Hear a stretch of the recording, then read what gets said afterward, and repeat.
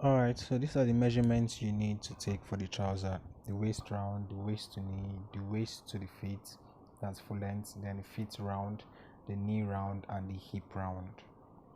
And for the shirts, you need the shoulder, the chest round, the shoulder to elbow, which is also the half length, the full length of the shirt, the sleeve length if it's short, the sleeve length if it's long, the neck round, and shoulder to underbelt.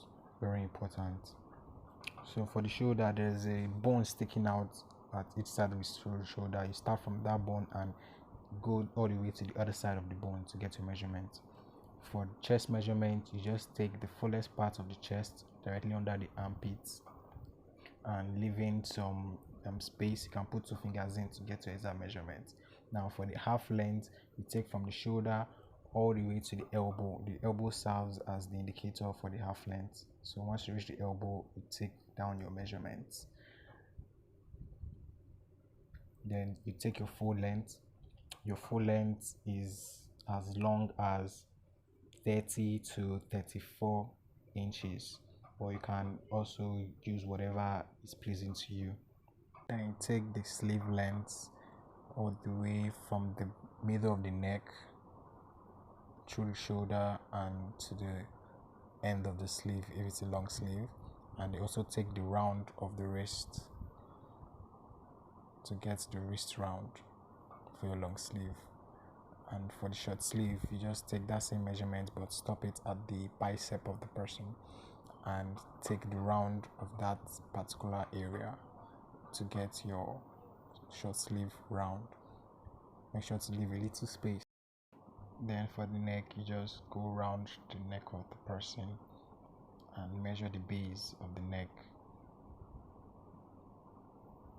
You can just make it fit but not too tight. Then you take in the shoulder to underbelt.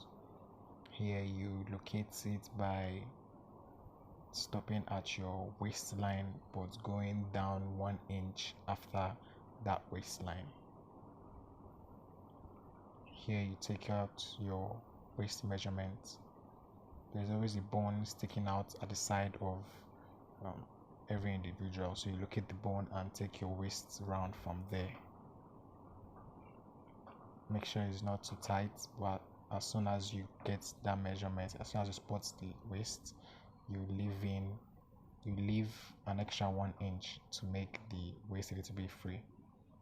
Then from the waist, you go down to take your waist to knee. Take down your measurements after doing that. Then go down again to take the full length of the trouser. You might stop at the ankle or you might take it lower if you wish. Then you take the thigh measurements by going directly under the crotch of the person, of the individual. Make sure it's not too tight to be loose. You can stick two fingers in your tape to make sure it's not too tight. Then you go down to your knee and do the same thing, your knee round. Then finally you go down to the feet of the person. This time you take the fullest part by using your tape like this to make sure that the leg fits into the trousers.